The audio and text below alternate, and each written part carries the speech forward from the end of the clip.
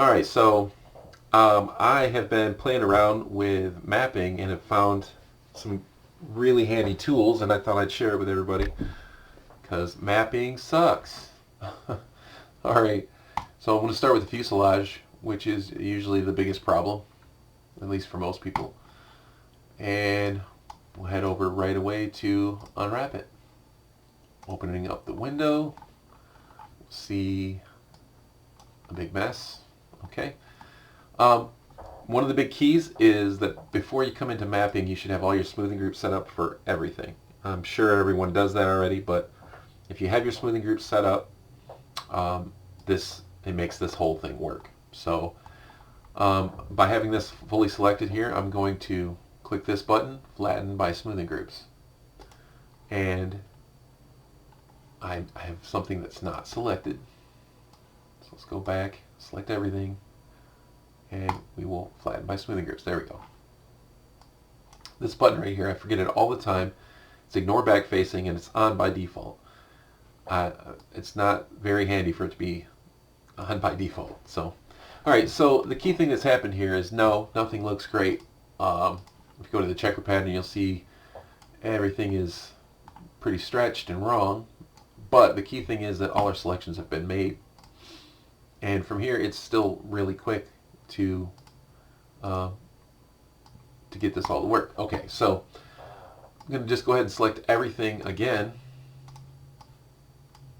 like so, and then we'll just go to peel mode. And you'll see in peel mode everything has been peeled and opened, stretched, and is pretty much correct already. So that's great news. I mean, I would say that this fuselage is really well mapped. So what we're going to do from here, though, is we're going to straighten everything up. So we'll turn off peel mode. And I like to turn on select by element so we can grab each island individually. First thing we want to do is square it up. So on the model, I keep all of these edges vertical, and that helps me when I'm mapping. So I click this edge here, and this little icon will align the whole island so that this edge is vertical, but it didn't distort the model at all. So since these are all vertical, you can see these all have bends in them, and there's going to be some introduced warping to it. If I went down to a really small level of texture, you'd see what I mean. I'm sure you know what I mean anyways, but as you go down, like, I don't know, I don't really see too much of a problem, but I'm going to do this step anyways. So I'll scale it back down. Okay, and I'm going to use the edges, and I'm going to grab one of these edges, and I'll loop the edge, and I'll ring it, and I'm going to loop again, just to make sure that everything gets selected. And I don't want this part selected because that is the back of the turtle deck, and it's not straight. It actually curves over here. Okay, so with all those selected, I'm going to go up here, and if we normally click on this button here, it will make all of those selections fit in one space. But hidden underneath here is this tool called Align Vertically in Place, and we have the same thing for horizontal, so it just made everything parallel. So everything is well worked out. So now I want to put the turtle deck back on here because it's still a part that would be easier to color and work.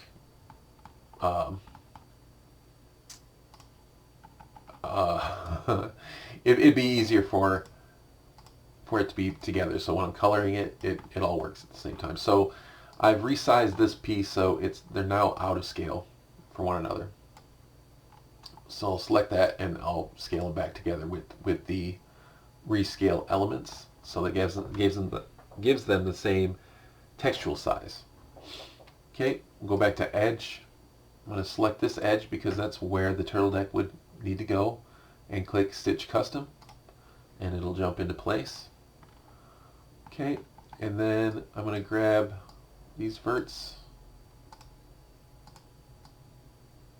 and I'll move them into place, and then I'll just weld them up like so.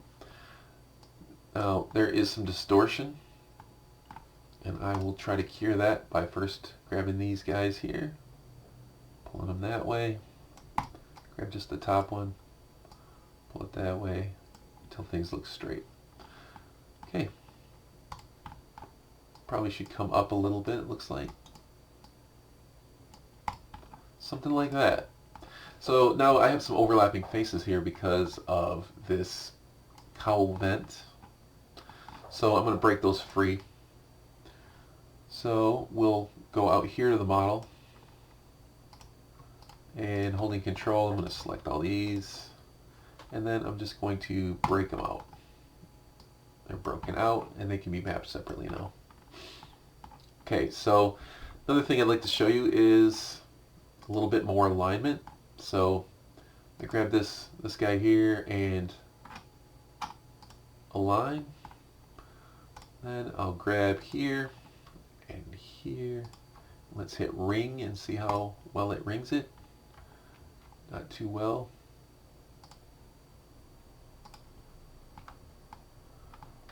We'll grab these guys here and here. Okay, we'll align those all horizontally and do the same thing. These guys, select this one and this one, and let's ring that. Make sure that these are not selected.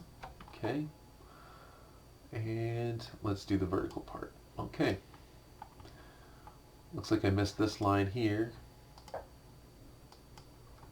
so let's just make those good together, and more than likely this goes down in line with that.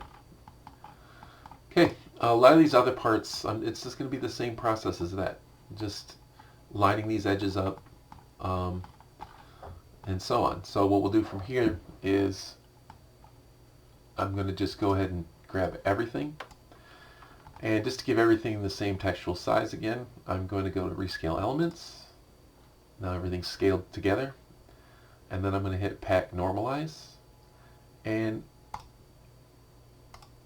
I'm not going to rescale them. So, and then once you have them all together, you just move them out of the way, and you know, you deal with packing these at another time. So that is the fuselage, and that was pretty quick. It went pretty quick, I think. So let's do a wheel. Do this wheel here. Again, the smoothing groups have all been set up, but there are some unique problems that happen with the wheel. So again, turn off back facing, select everything, and turning off normalize map will allow this to be full size and won't constrain it inside of the one-to-one. Alright, so right now the smoothing groups have been set up so that the entire tread up to this edge is one smoothing group. This part in here on both sides is one smoothing group. The inner rim is a smoothing group, and the hub is a smoothing group. So I'm going to go ahead and flatten by smoothing group, and you'll notice that everything's been broken out by their smoothing group, but since this smoothing group is all one, we're getting half of the tire here, and it's been as if it's been projection mapped from one area. So what we need to do is we need to just cut a seam so it knows where we would like to open it up. So the same thing's happening with these inner rim portions. So I'm just going to pick a spot here, and I'm going to click on this edit seams, and then I'll go ahead and loop. Can I loop that selection? Nope, I guess not. So I'll go ahead and just select it.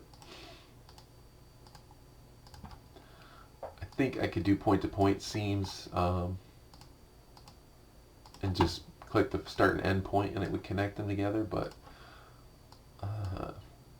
I haven't used it before. So that's all you really have to do is select that and turn off the edit seams.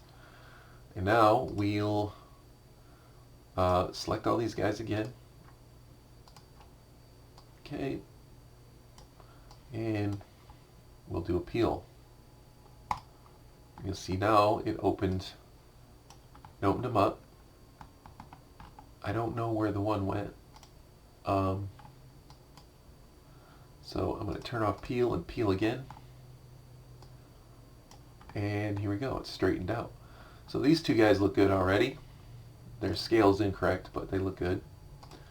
And now just to line up this tire, we're going to turn off peel mode and select an edge. And we will ring and loop.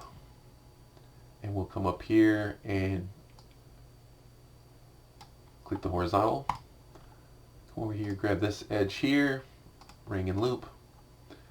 And then we want to make those vertical. Okay. One more thing we want to do is I want to put these hubs back where they belong in the center. So I'm going to select this edge and I'm going to loop the edge and then I'm going to stitch to custom. You'll see this one snapped in place and now it's orange instead of yellow, and that's a sealed edge. And we'll do the same thing here.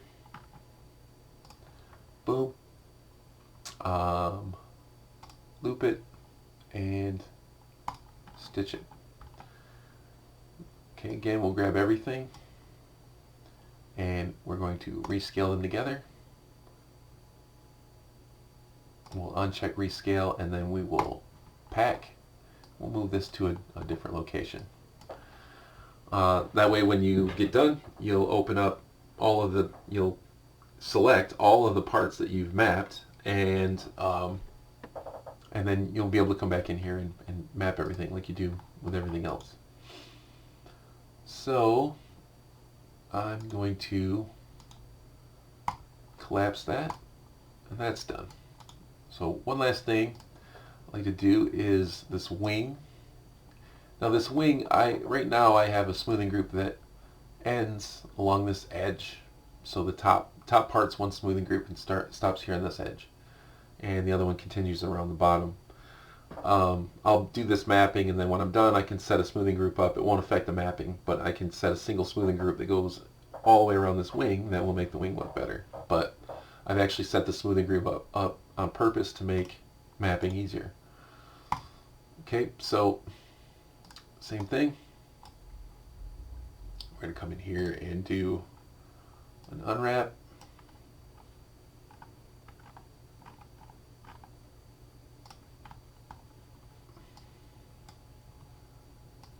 Okay, everything is selected. We'll open up the editor window and flatten by smoothing group. They don't look great. This one's all on edge. This one's opened up, but not to worry. We can select this group here and we can peel it open. Sometimes they just need to be selected individually. So now to line these wings up again, we'll just do the same thing as before. We'll go back here to edge and I will line these edges up like so, and let's see what the texture map looks like, because I worry about this. Oh, that did a very good job actually. You know, sometimes I worry about how this fairing gets mapped, but it turned out really good. Okay, so obviously I would do more work than this, but I'm just trying to get the point across because it's kind of repetitive. So the last thing I do is to rescale elements together and fit them in and move them somewhere else. Alright, so I hope this helps. I know it should be different than what you normally do, because it's different than what I normally do, and this is how I'll be mapping from now on. So, alright, good luck.